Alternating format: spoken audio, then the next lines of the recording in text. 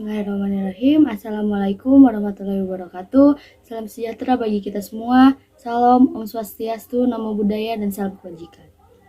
Di sini dengan saya Putri Deanisa dengan NPM 221346. Di sini saya akan menjelaskan mengenai sistem hukum Eropa kontinental. Yang pertama, di sini saya akan menjelaskan mengenai pengertian mengenai sistem hukum Eropa kontinental. Sistem hukum Eropa kontinental atau sering juga disebut civil law berasal dari bahasa Latin yaitu ius civile yang berarti hukum yang berlaku untuk semua masyarakat Romawi pada zaman Kekaisaran Justinian sekitar abad ke-6 sebelum Masehi.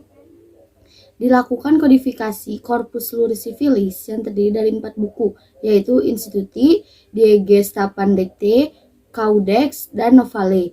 Dalam perkembangannya, ketentuan Corpus Juris Civilis tersebut dijadikan dasar penyusunan kodifikasi kitab-kitab hukum di berbagai negara seperti Jerman, Belanda, Italia, Prancis, dan beberapa negara Asia, termasuk Indonesia.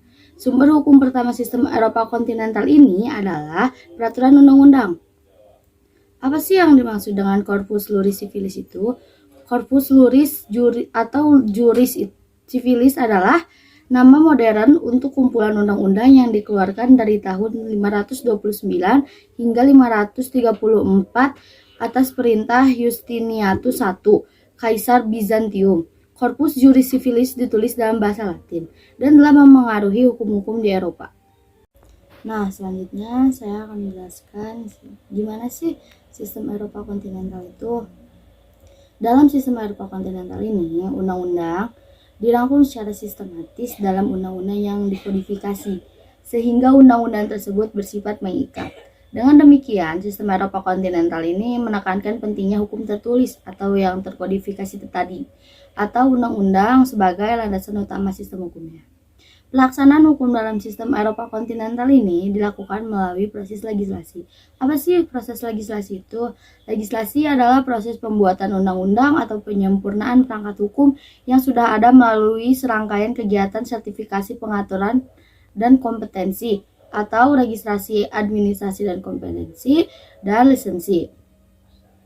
Nah, oleh sebab itu peran hakim di sini sangat terbatas. Hakim itu hanya berperan sebagai the speaker of law atau pembicara hukum semata, karena diskresi hakim yang sangat terbatas. Diskresi itu ialah kebebasan mengambil keputusan sendiri dalam setiap situasi yang dihadapi. Jadi si hakim bebas mengambil keputusan sendiri dalam situasi yang dihadapi tersebut, asalkan sesuai dengan undang-undang. Bahkan dalam menerapkan suatu norma hukum ke dalam kasus yang konkret, hakim di sini hanya menafsirkan sesuai dengan penafsiran parlemen. Dengan demikian, hakim sangat pasif dan tidak memainkan peran utama dalam penegakan hukum. Hakim hanya bertindak sebagai negatif legislator, dan hakim juga di sini tidak memiliki kekuasaan untuk membuat undang-undang. Hakim tidak bisa menjadi legislator aktif. Nah, negatif legislator adalah tindakan Mahkamah Konstitusi yang membatalkan norma yang ada dalam suatu undang-undang bila bertentangan dengan Undang-Undang 1945. Sedangkan positif legislator atau legislator aktif adalah organ atau lembaga yang merujuk pada lembaga negara yaitu DPR dan pemerintah yang memiliki kewenangan untuk membuat norma. Lalu di sini ada karakteristik sistem hukum Eropa kontinental.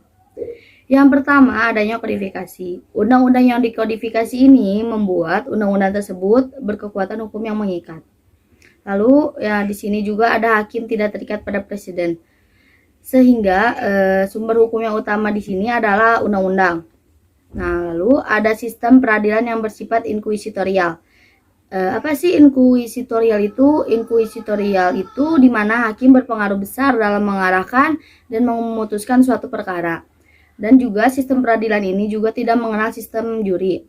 Hal ini menjadikan tanggung jawab hakim lebih berat karena hakim harus memeriksa fakta-fakta hukum, menentukan kesalahan, serta menerapkan hukuman dan sekaligus menjatuhkan putusannya yang diduga bersalah dan harus dihukum.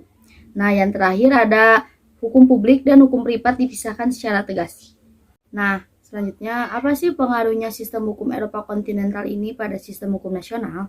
Hukum Eropa kontinental ini digunakan sebagai hukum nasional di Indonesia dengan berdasarkan atas asas konkordansi melalui pasal 2 aturan peralihan yang telah dilakukan amandemen menjadi pasal 1 aturan peralihan Undang-Undang Dasar 1945.